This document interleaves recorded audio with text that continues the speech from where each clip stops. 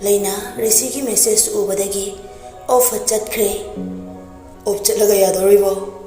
message to halakte Rishi pisum du suklaga call hekta tawshili Leina ring lakpaduda khangpre khangi mamanabi ani duda amuk yengi ani dudi magi thopa leinarami call du supai de ring du adum chathalli Gracie mamai du Leina rom da laisilaklaga Leina call ai du pai Thawaini pai da bu oiram baduda Gracie wadu loisindana lepkre Gracie na kanano Leina na chayna barisi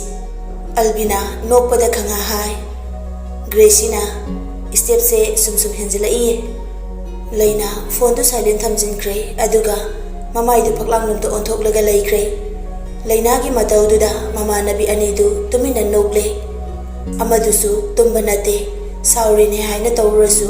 phone du di yengdaba ngamde hekta message tu manam thajilakpadugi notification bar dagi parami call su ignore tawba message su hana yengdaba fare call pai dabagi nang mithai am pijarane haye aduga message handabagi mithai amaga punna mithai ani mi me amang da karam tarakano hardi message halo hospital manong da hekta salakani ai nasinaraga laura ha Leina reply du sat pirei ahing se tumnaba thabak surgo mayam to pothanaba matamne ahing da maku oiba nangtine mingonda disturb tawruno natomda social media dane photo thagalaga nangumba ahing da live saban nupi mayam malairamni moiga comment pinaraga layo hojik se good morning nate nakok salakana to adumai reply piradi nungsiba se khangen hengaleba chaininga chayo ngangring le ngang phuninga ga su phuba yane kai pame isau to bi haira tawrone taragena lairabane yamna annoying oirise nangse kamai ngangne senavina nang lebi ngausu naine senavina ba laitradi lemoidra angaube nang senabagi matam leijatrabado patient ni kaina iso heart patient yam luwa anabana nawa patient he aingonda na hena care logadabane nurse ki duty khangradine patient ta kuidoiba nasinaba midine aidi care lojadre nasinaba oina uraba idholage dade asengo anabane khangnaba ha yaraba ainanga wathi nganaraga yahau thema ngamdara tumlage ngaigo nakut hamra ngasai na haibado nang haidrasu aina dum hamja daw leire matung side hero na gane khudam tap payak laji aidine makut thu deglani nangbu thawal ga chongbra chongadi nipa kharadi makut deglani mathang yosanda haipada sarakana akan sarakai kanage thabal chomi se thingodana dudi makok singa chongbisu maya de chongbayar chamanadra makok maya ke khenage nupa adum pai daw leire manade makok chinga chongadi nakut hang adu paira aduga namaduna aina pai doiba aduga ibani chongdoiba Leina nokle Rishi gi message to paraga tumjarage ai warisi kairawa nasaktuka kidubai kaideba nangne kaidawdi ai sakhoja basida ngawri do khangena yaningdaba saraga leirno yam henjilakano henjidrade mina chance lawrde edi mangzadra lemaga apambu nupi phangoi soro khara khachinaraga nang lohobuna phaba idi Leina machalba du chiksinaraga nokle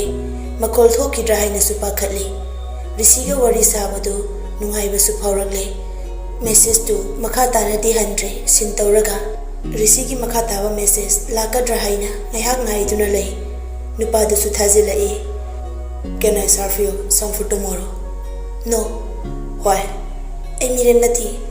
Ayung ada duty chatting elake. No hai risi kana dano. Okay, tum jaro. Thank you. Good night. Leina good night hairak paduda op lay kre. Risi su op chat kre khanglabada WhatsApp tagi thoglak lay. Leina warubaga ko kamun ge hektai nabaga tum thakiba khanghaude. Singe lairang du takhelai kaubi. Pakhangna padachinduna aigini haina khanghallasu kari thoklagaba tumgi khongchatta leibak wa lawraklabadi ningthaugina kong yokhini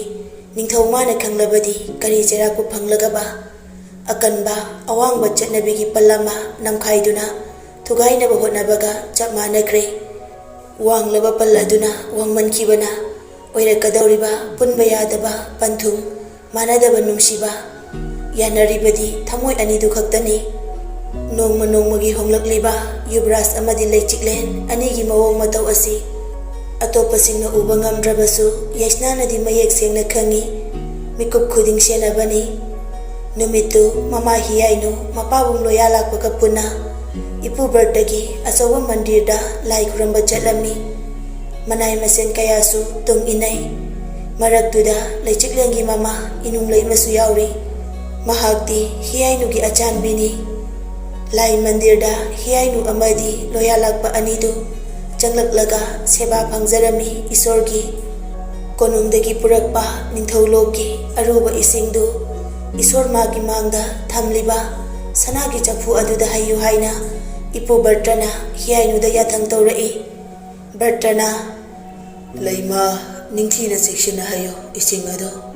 isor magi piji finada hajindanaba tapna hayo tahan ganu ko hiyainu na phagani ipu Bertrana ai puja taurage ningthaurel mit uisinduna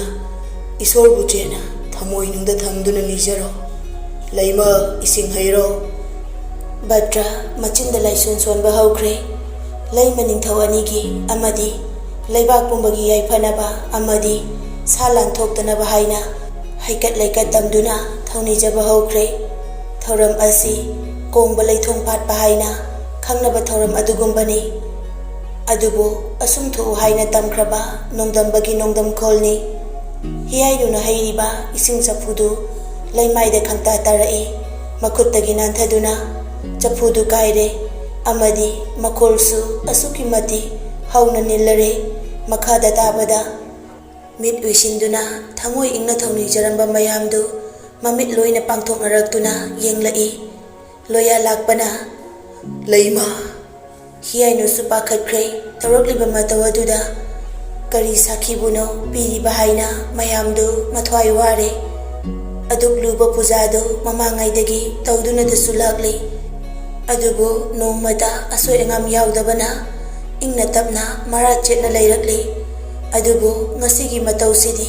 asoiba amadi leire haiba takli Loya lakpana ipo kari matawno Bertra mayam tu pakhatlani khangladuna aphabarom da hairi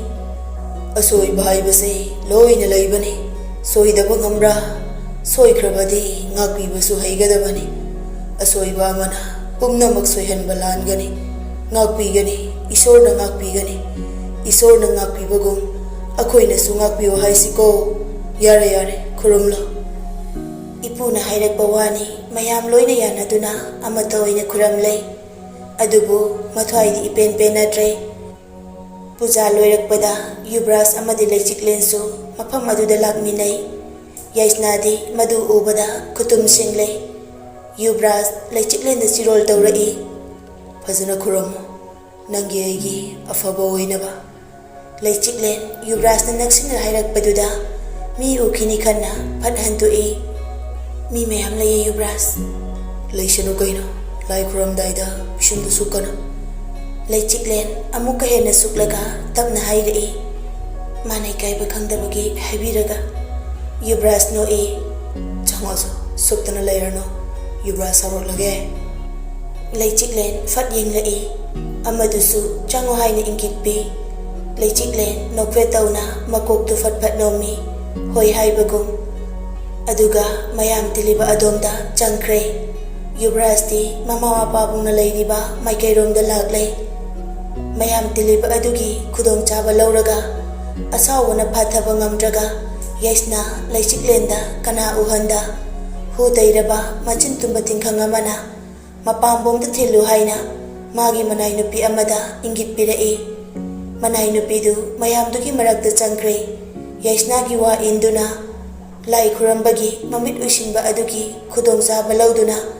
yamna haisingna nupiduna soiba saraga Leichiklenda tingkhang aduna khangthin thilli Leichiklen chaina aduna ayoma nupidu Leichiklenga michanai adubu kaisu khangdaba saduna kaidore Leichiklen hugi manin phangdribanina gyan mangdri khangdabana khumlai masu Kaino mana thinbadawna tawba adugine tingu mana chipo erambasu yaida isorgi seba matamne wanganganu. Leichiklen nupiduda yenglaga makoktu tapna nomlai.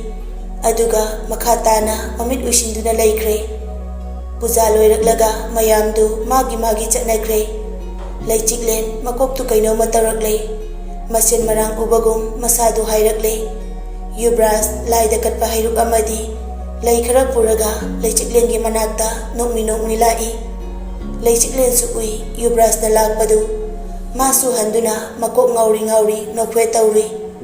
Adubu khanghaude leimaida haitharakle leichiklen. Yubras leichiklen tuition kibaduda kanna chensilai. Leichiklen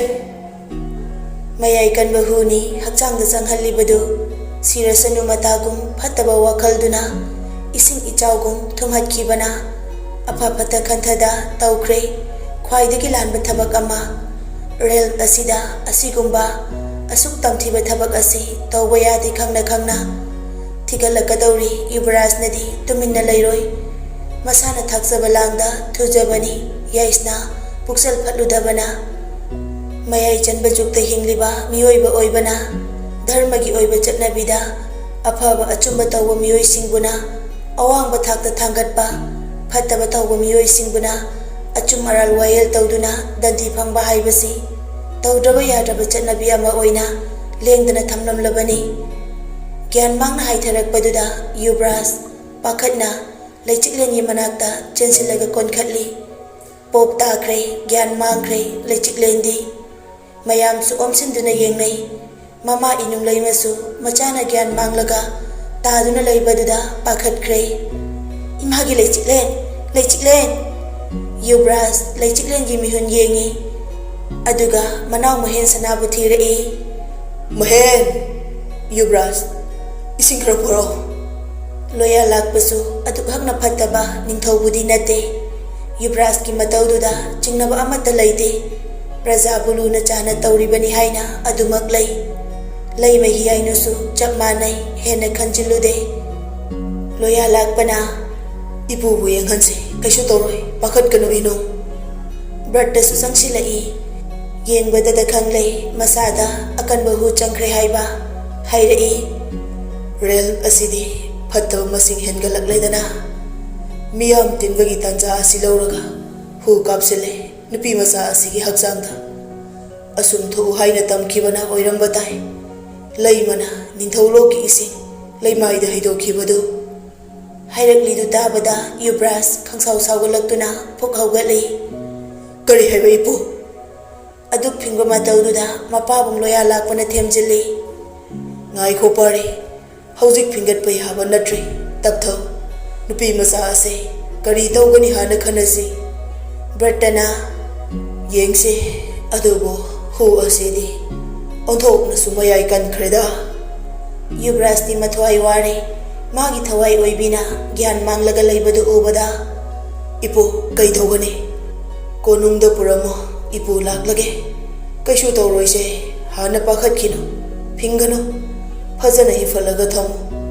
gyan lakpada nongmadi changlani marai bakta ising ahingbaduna tapna nanbiramo hairakpaga Yubraj leichiklenbu sat hekta pamkhatkre adumak hek tawrakpadadi mayamdu amuk loina ingak ngakna Yubraj ta yenglai inung leimasu tawriba matawduda ipa pakhana hairai Yubraj hiainuna imagi Yubraj tawhaidene nangbo loya lakpana ipagi ibungo phajamande nupi manai singu puhalune Yubraj mayamna hairidu tade pabo ima anaba asonbagi sebani masida lana khaningai leite chak manai mahaksu aigi lebaki miyoibane asi hairamlaga Yubraj na adumak thanglaga konung tamna purakle bratana haibadumak tawrami atai manai na tawge fawyade Yubraj makutmakna ising ayingbaduna tapna nanthabiri leichiklengi maraibak mamayadu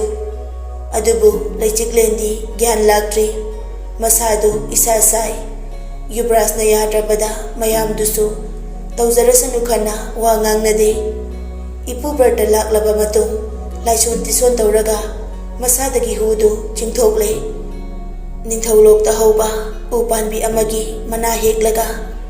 masa pumba napsinduna numituma ahingtuma thamgadawribani nongalaga manadu lauthokpada angangba machu oirap tawba ama manaduda machu oina churaklabadi hu adu lauthokliबani takadawribani tawgadabasing adu tawba loiraba matung hairai ipuna manakta ahingse kanagumba ama lengdana leihalo mathanda thamgano inung leimana ahi lengdana leijagi ipu ado chasi kesu tawroidra gyalak bangai khise tuminna leichiklenda yengduna manakta ngasaidagi famliba yubrasta amu konsilai berdadu isu thoiba hallodana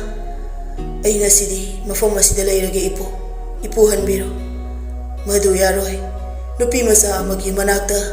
nangna karamna laigani ipu ai yubrasne wahaidu tension kre badra makha tarakte haifet yenglamlaga thokre mafam madudagi inunglai masu leihore machagi manakta aduma yubraski khongloi kharadi mapanda lei konungda hojik leibasi mamaga yubraska kaktani inunglai madu yubrasna hallo yadabaduda karino haiba wahangsi masa mathanta hangjari chingnaba akibasu faudaba nate hairai tapna yubras mama ai lengdana leirage yubras hangi su hanbiro ima ayoina leige ya de haibirano masi matangdi imana yabiro ima oina pothabiro ai leichiklengi manakta leige hare adudi ima thangnaba asida leige phagani ima chingnabigano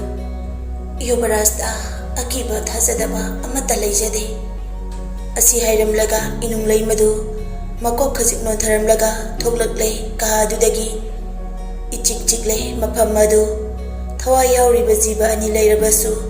amana asibagum lon thoktana tuminna hiptuna leikrabada yubrasna kanada wari sagani sananingi waridi magi nungsibi leichiklenga adubu magi leichiklendi anam kanbi oiduna mamit pangla oya khedre yubras leichiklena tumina leikrabada tawpam khangdre leichiklengi makutu chena paisilai mapi ira chele yubras hik lawba khonjel aduna magi leichiklenda yengduna tapna hairei mit pahmoleichi yubras ka wari sase nang ngakbo taninge asi hairaga amuksu pairiba leichiklengi makutuda nungsina chupi tawpham ama khangdre yubrastu masadu leitradre pakhatbani phataba ongadra haina huadugi mayaiduna mahen sanasu thongjinda leplaga mayambungi matawduda nungaitana yengli mahu kankraba hu ama hakchangda kapsilamliba misak asi phataba leite hainariba realm asidagini khalubada mayham pumnamak loina pakhatnarabani asawbanasu masa thakthak niklaba yubrasni adubu ahingdumadi magi leichiklengi manakta lengdana leiningbana asawba pumba phathaduna ahingdu haukiba ngairi mathang nonganbani yubrasti leichiklengi manakta aduma phamna tumlamle mikap hek thoklakbaga leichiklendani yenglakpadu gyan laklamdri tumlamli aduma machi lengda makokda amuktang tapna nanthabiramlaga ayuki masa mau sengdoklunaba haina yubras hawgatkre ngaihak leiraga inung leimadu mamai mami imakmaksin kaplubagi mamitusu ipompomlaga machagi nakta changlai mahen sanana thongjinda leplambaduda hanglai manau ibungo yubras halakrabra halakreima manungda leimane changbiyo inung leimagi sakfamduda mahen sanadu chingnare kari tawbajana imagi sakfamsi awaba mamitai changkhriba inung leimabu yengduna mahen sanasu chingnana leihawi karigumba wafam amadi leire haiba khangi mataw aduda kanamta leiba nate ka aduda yubras natana machanupigi makutu chena paisinaduna mamai nonthaduna manakta famlami yubrastu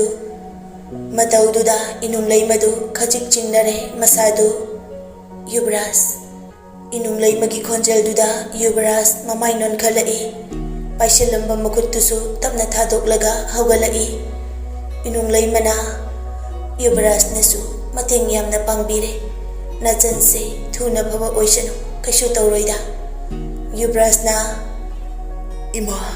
kanana tawribana soidana khanghangane Yuvraj na Nacha hayeng amuk laksage chalukhige pabunga wa tanage aikhoidi kaisu khangjade pangal su leite Yuvraj na amadi ningthore na ngakpiu senbiu Yuvraj tapna makok nomlai chalukhige haiba wahai sina waridu lusilamlaga Yuvraj thoklaklei mamai hek leithokpaga sakfom khangong honglaga mamit kharai Yuvraj thokibaga inung laimadi akiba amagi mathakta akiba ama amu haplare gyan mangna hipliba machabu yengduna kaptuna machinda tapna solai imag naichi nangna tarum leibase kaino itik ipasada patanatana asu hatta pamari ama lai gumlaba ningthau sagai te pokpa mahaka mari lenaram labako nakhoina lotna honarabasu nama aidi khangi nama aine khangliba asigumna ningthau leimanasu soidana khanglakhani tawheidaba thabak tawrabadi cheirak phangdaba haunade pangal sonbi nama aidi ijagi damak kari tawkani leima ningthau anigi na kong yautuni ijase mama aigi ikut maksina halasina asi hairaga kaplakle inung leima aduga amukso haijai mathanta nate mama na machahat paunade adudi labna layana da bayade salan thoklabadi sagai ase tumna mangba soiroi sagai ashida natana pumna mak manglagani wakhal tare tara thokna khalaba tungda inung leima machagi mataroi sinthabu kauduna wa tanarage haibasi khalaklei wa wala wayaba thabak sunate kariguma manil ama hek phangbada pumna mak loirabani saur